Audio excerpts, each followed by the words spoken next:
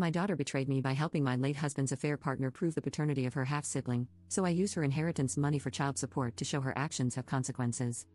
Backstory: 2 years ago, I, 46F, lost my husband in an accident, and I was heartbroken. We had 3 children, and I thought we were very happy until his mistress showed up at my door, demanding money to support the child my husband fathered. I didn't believe her, but she was able to prove it with screenshots, messages, etc. The image I had of my husband was forever tainted, and he left me with this mess. Because of my bitterness about the betrayal and my offense at the mistress's lack of remorse and entitlement, I told her she wasn't getting a dime and that she shouldn't have slept with a married man. She kept harassing me, and when that didn't work, she went to my husband's family to put pressure on me to give her what she wanted. She even tried to involve my children, leveraging her silence for money. I knew that once I gave her money, she would come back, so I told them myself.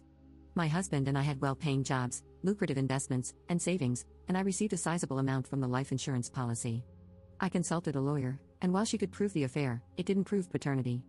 Since my husband wasn't on the birth certificate, and she couldn't produce evidence that my husband acknowledged the child, she had no case. After my lawyer sent her a strongly worded letter, I didn't hear from her for a while and thought it was over, that is, until my oldest, Alex, 19F, came to me and said that she did a DNA test with the mistress behind my back.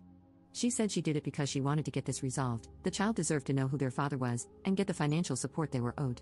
My husband had a will that stated each of his children would split an inheritance they could access when they went to college and gained full control of at the age of 25.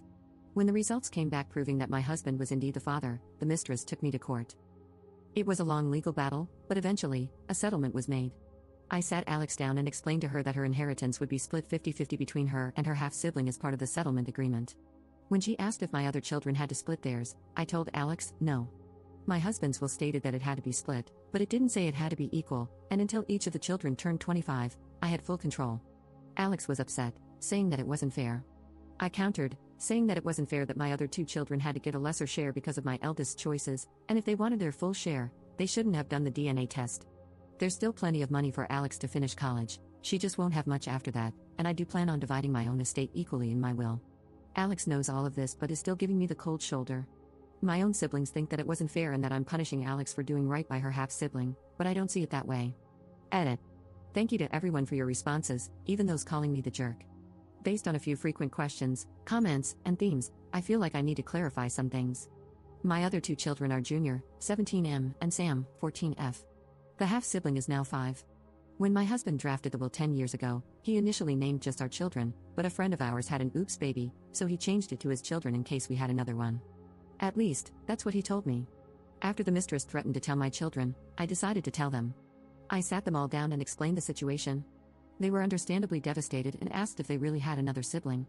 I told them that I didn't know and that if the mistress could prove it, she might get some money. I explained that if they wanted to know if they had a sibling or not, we could find out, but I made sure they understood that their inheritance could be affected and that other people might come out claiming the same thing and get more money. Initially, all of my children said they didn't want to deal with that, so I did everything I could to protect them, but I guess Alex had a change of heart. Until the DNA test, I had no reason to believe my husband's mistress was telling the truth and acted accordingly.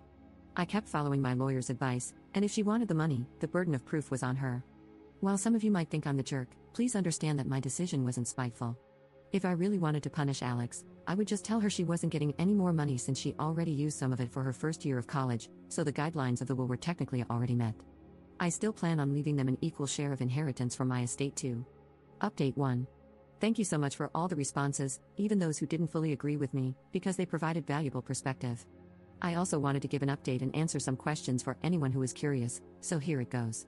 Since I told Alex what would be happening, she told her siblings, and the house has been pretty tense. To try and make peace, I spoke to each of my children one-on-one and as a group to figure out what to do next. I spoke to Alex first, and some interesting information was revealed that I'm very angry about. Apparently, the mistress created a fake profile and manipulated my daughter into befriending her. After gaining my daughter's trust, she pretended that she was in a similar situation and said that a DNA test would prove there was no paternity. When Alex went behind our backs, she thought it would prove the mistress was trying to scam us. My son Junior, 17M, is furious that Alex went behind our backs and doesn't care why she did it. He blames her for them being stuck with a half-sibling he doesn't want. My daughter, Sam, 14F, said she wishes she never knew the truth and is deeply upset. I asked my children if, now that they know the truth, they would want a relationship with their half-sibling. Junior clearly wants nothing to do with the child and says that Alex should feel lucky he still considers her a sister. Sam says she doesn't want to, and I feel it's because she's in denial and wants to live life pretending her father was perfect. Alex admits she is curious but never wants to see or hear from the mistress again, so she doesn't think a meeting will ever be possible. I propose family therapy, and while my girls are open to it, my son says therapy is only for people who have something broken in them, and that he's not broken. He is now happy that his father is out of the picture and wants to change his last name as soon as he turns 18. I'm not going to force him, but I do hope he changes his mind one day. Edit. For clarification, because I keep seeing this, before I made my first post and before I told Alex what was going to happen with her share of the trust, the settlement was already finalized. I can't do anything about Alex's portion of the inheritance going to her half-sibling anymore. Technically, I could go back and renegotiate the terms of the settlement, but the mistress could try to come back for more money.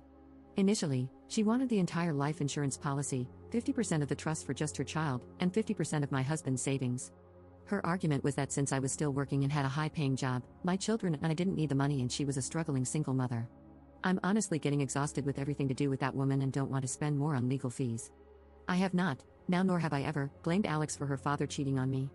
That is ridiculous, and I don't know how people are coming to that conclusion, especially when I never said that it was her fault. Sister's POV plus context. I, 14F, lost my dad in an accident almost 3 years ago, and I was so upset.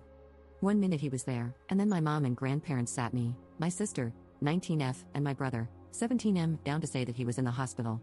3 days later, he was gone. I loved my dad so much, and while I knew he wasn't perfect, I still thought he was a great man. Then one day, my mom, 46F, sat me and my siblings down again and told us that a woman was going around claiming that her child was also dad's. The child is younger than me, which meant my father cheated. We were all very upset and refused to believe that our dad would be so horrible. The only reason my mom was telling us was because the woman threatened to if she wasn't given money to go away. From that day forward, I knew I would hate her for the rest of my life because we were starting to get used to my dad not being around, and she shoved her greedy hands into our family. My mom offered to do a DNA test to prove if this child was really our half-sibling, and my siblings and I all said no. It was a stressful battle for my mom, but she fought for us, and eventually, the woman went away. Then my sister decided to do the DNA test behind our backs and proved my dad wasn't a good person. I don't know if I can ever forgive my sister for doing that to me. My sister is upset that my brother and I don't support her decision, but I don't see why I should.